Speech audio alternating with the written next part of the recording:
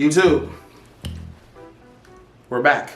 I told you guys I wasn't going to take forever to put out another video, especially after all the love you guys showed me on that Echelon video, which thank y'all so much for all the support, all the comments, all the sharing that you guys did, the whole 9 yards.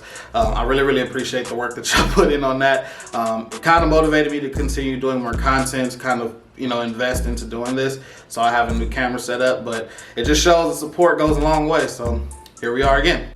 But y'all not here for that sappy bullshit. Y'all here to hear me talk about the FN Reflex. This is the new micro compact pistol from FN. Had this gun for 2 months now, and it has been my carry gun since then. And I want to talk about it with you guys. So like normal, we're gonna do a tabletop view. We're gonna go ahead and talk about everything with the gun. What came in the packaging, the pros and cons, why it's been my carry gun for the last 2 months, all that good shit. I got quite a bit to say about this piece right here, so let's do a tabletop view, and let's talk about this pistol. All right, y'all, here we are with the Reflex in all its glory. So pretty much we're gonna go over the packaging just to start. So the gun comes in this little blue FN box that pretty much all FNs come in. Now, typically with the other FNs that I've had in the past, it'll come in this blue box with like a carrying case or something like that. FN pretty much just said fuck it with this gun and put it in whatever. So it just comes with this plastic little insert piece right here, like a little tray. And when you lift it, you know, it has all like your literature, the owner's manual. Right here is the 11 round mag flat base plate, so it's more flush. And on the other side is the optics cover, the optics mount cover. I just took it off because obviously I have an optic on mine, so I just put it in that bag. But that's pretty much all it came with in the box. Nothing special. Like I said, they just said, you know, we're gonna put this gun out and deal with whatever it is. So, you know, good job, FN. But anyway, here we go with the gun. Just to look at it right here. Before we start, let's just show that it is unloaded. Nothing's going on. So it is safe. So it did come with a 11 round mag with a pinky extension. Now, typically I don't like carrying this mag because, I mean, just looking at it, it's a nice little fit on the on my hands, but I mean, it does feel kind of weird for me. My pinky still kind of does fall down a little bit, but it's not as much as other micro 9s that I've carried. So it comes with 11 round mag, and again, it does come with that 11 round flat bottom base plate that you can put at the bottom to make it more flush, and you can carry it that way. I would prefer to carry it like this if I had to carry this 11 round mag. It also comes with a 15 round mag that gives you way more purchase on the gun, and it actually looks really cool. So I like this. I like how it is with this 15 round magazine. I actually carry it most of the time with the 15 round magazine. I try not to carry it with the 11 because, again, the 11 just doesn't fit well with my hands, but the 15 round does. Looking at the gun in particular, I mean, this gun is just, I mean, it looks nice. It's a really nice gun. I love it, actually. People say that they think that this gun kind of is reminiscent of a 509, which I guess you can see it in the front with the serrations, but I don't know. They kind of consider this, like I said again, a shrunken down 509. I don't know if I would say that, but still really nice. I had a 509 in the past, so I really, you know, enjoy FN, obviously. But this is what the gun looks like. Really nice. I love this black. Now, typically, I know people try to get FNs in the whole FDE because it's, you know, FN's signature. I didn't give a fuck too much about that. I honestly think that the FN FDE Reflex, it actually looks like a toy. It doesn't look like a nice gun to me, in my humble opinion. Now, my 509 TAC midsize that I had was in FN's FDE, and I love how that looked. But on this gun, FDE doesn't look good on this, but the black definitely does look good. So, looking at this, again, really nice texture on the actual grip. As you can see, it's on both sides here. Really nice. I love the texture on this. It's very aggressive. Very nice on the hands, I will say. I'm definitely a big fan of this. Looking at the sights of the gun, so if you look at the sights, I know it's going to be kind of hard to focus on it because of the optic on here, but it does come with 2 white dots in the rear and 1 high def orange in the front.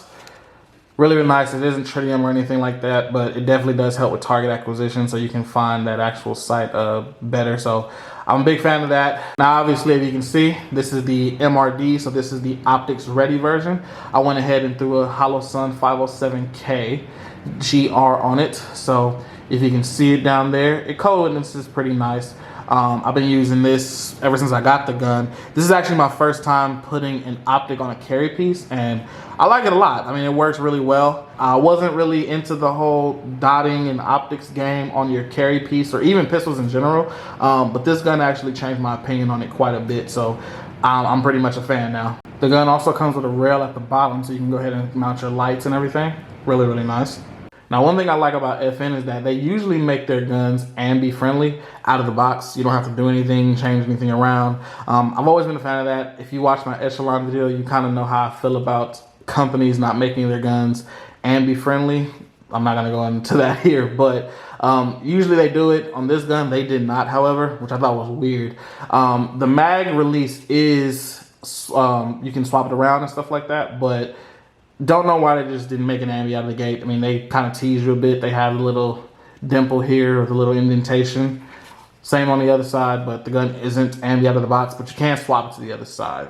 That was weird for me from FN, so I don't know why they did that. Taking a look at the trigger, this is a typical FN hinge kind of trigger situation.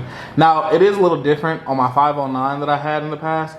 The hinge trigger seemed like it was a split two-piece on the actual shoe, and then it had the whole mechanical portion inside the frame. This one seemed like it's just one whole piece, and the actual mechanical part is the other piece, so it's kind of different for me. I will say the trigger on this gun is really nice, despite FN not being known for having good triggers. They did really well by this one, so I'm definitely a fan. Now, I know the question someone is going to ask is, well, what's the difference between this and my current EDC or Micro 9? Well, this one is internal hammer fired, unlike your current striker fired Micro 9. So that is what makes this trigger really good. This is my first internal hammer fired gun. So I'm actually kind of new to this thing, but I can show you what it looks like. All right, so now we're looking at the frame and the internals of the gun, which, by the way, the gun has a very easy takedown, one of the easiest that I've ever had. But looking at this back portion of the frame right here, so this is where that hammer actually is. So when you pull the trigger, this part actually comes up, and that is where that hammer is, and then you just have to push it or let the gun push it down, and that's how you get that trigger reset. So like I said, it's kind of new for me. I've never dealt with an internal hammer fired gun before, so again, this was very interesting to me to see and kind of watch the inner workings of it. So we're actually going to go ahead and look at the trigger and that reset on it. So disclaimer again, gun is not loaded. So we can go ahead and pull the trigger.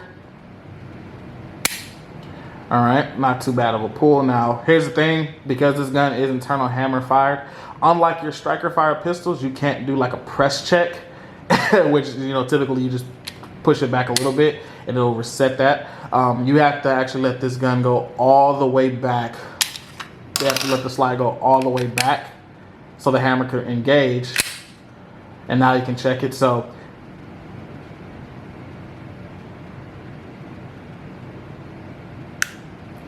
now, if you see that or you hear that, that is a lot of take up. That is a lot of creep.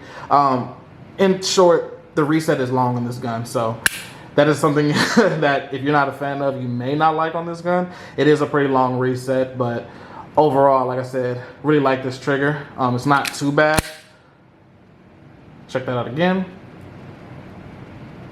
Yeah. So, like I said again, a lot of creep. It is a lot of take up. One of the longest resets that I've ever had in any of my guns. So, definitely have to get used to that. Now, my experience shooting this gun was interesting, to say the least. When I first got this gun, I got this gun at the end of June. So, that weekend that I actually got the gun, I took it to the range, put 250 rounds through it to kind of break it in, kind of get a feel for it. I will say, this gun, for it to be as small as it is, it's not as snappy as a lot of the other guns that I've had in the past. Now, it is still snappy. It's a Micro 9. You can't avoid snappiness out of those.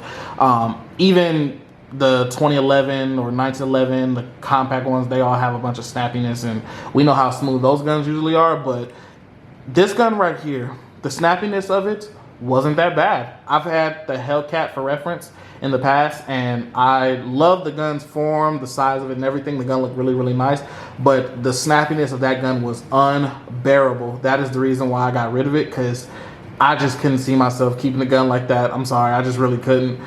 Very disappointing. But this one, snappiness is very manageable. I've been able to control it quite well. Like I said, this gun has been my carry piece for the last 2 months.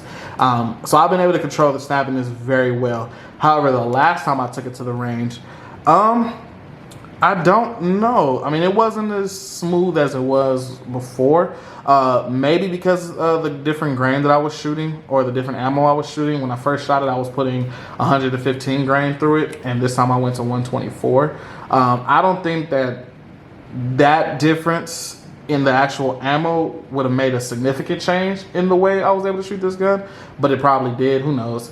But again, it wasn't as smooth as it was the first time I got it. However, it still was very manageable, and I was able to get through them all. So overall, I am a pretty big fan of this gun. I love it. Really haven't had any issues with it. It's been my carry piece, and it's been a really good gun. However, just like there's good things, there's also some negatives. Not everything is going to be 100% or a 10 out of 10. There is some negatives that I have with this gun, and to be honest, majority of it is not really with the gun in particular. It's mostly with FN. If you guys go back to that conversation that we had on my Echelon video, we talked about how companies will release a gun or talk about a gun, market the hell out of a gun, and everything in between, but they don't have nothing ready for said gun. And this is another story of that. So FN released this gun, and when they released the gun, I think they talked about it, or they announced it in like late March or early April. And this gun was the talk of the town, the whole, revolutionary trigger, the next best thing in the micro 9 space. And that's cool. Everything was fine. I'm perfectly fine with companies doing their whole marketing little bid or whatever the case may be. Cool, do that. The issue is that this gun, not only is it still hard to find today, because a lot of people are just starting to get their hands on this gun, you can't really find no accessories for it.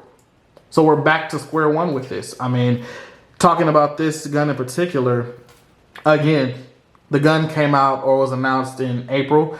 I didn't get my hands on my gun until late June. So that's number one. And then the second thing is, these magazines are still not available to find anywhere. You cannot find the magazines for this gun. And in particular, the 15 round magazine. To this day, you still cannot find the 15 round magazines in any color for any of these guns. And that's very, very disappointing. And it actually kind of pisses me off because, again, this is the 11 round mag it comes with. And then obviously we have the 15, but that's it. I mean, it's like, this is all we got to play with. I mean, FN, they still haven't, put out enough mags or anything like that for this gun. And this gun has been out, or, been in the open since what, April? So May, June, July, August. We're in month 4 of this gun. Still nothing, no mags. Holsters are starting to become a big thing, and I mean, they're coming around. I have a holster that I use. I actually have 2 holsters that I use. I use one from Crucial Concealment, and I use one from Insane Kydex Creations. So those 2 holsters that I have used, I have experience with and everything. But again, still, really, there is nothing ready for this gun, and you guys are putting it out there. And number one, I mean, the gun is already hard to find. You're going to make the accessories even harder too. I mean, it's like this gun has been a constant game of where's Waldo. It's ridiculous.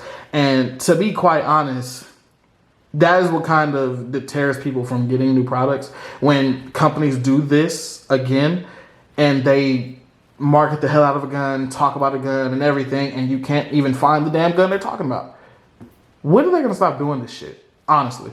Then the next thing I will talk about with this gun as well is that, I don't know what it is, but depending on how lucky you are, sometimes these iron sights will come out and they're not actually aligned properly, which can cause you to kind of shoot hard left or hard right. I know Honest Outlaw did a review on his recently, and he was having that issue where his was kind of shooting one way when he was aiming.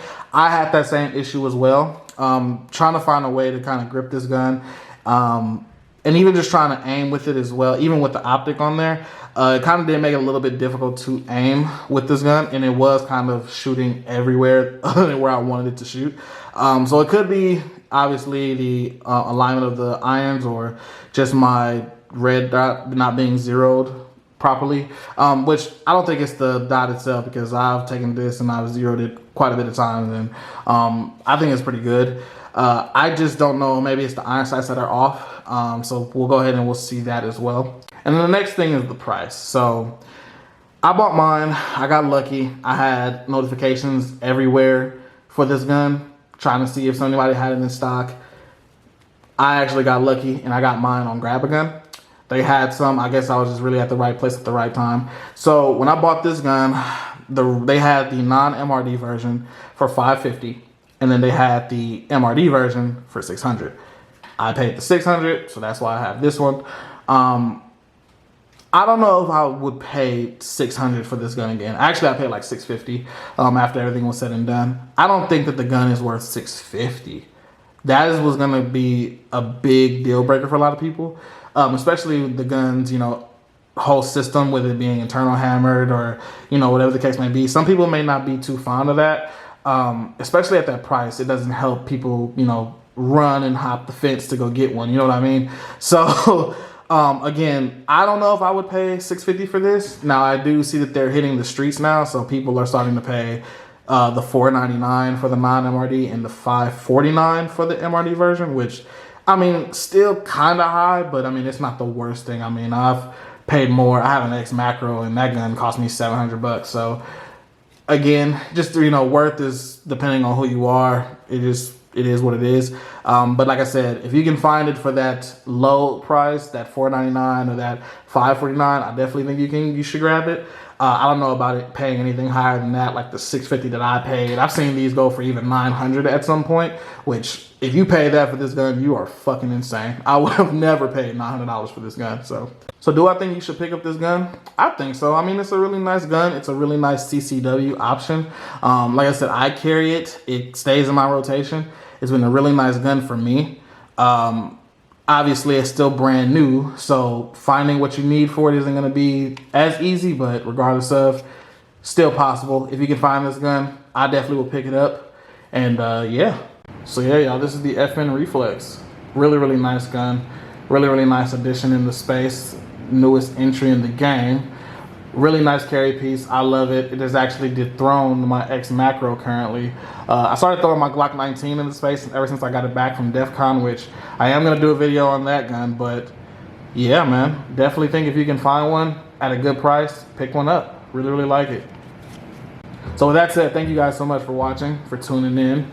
And thank you for all the support. I'll be seeing you guys in the next one.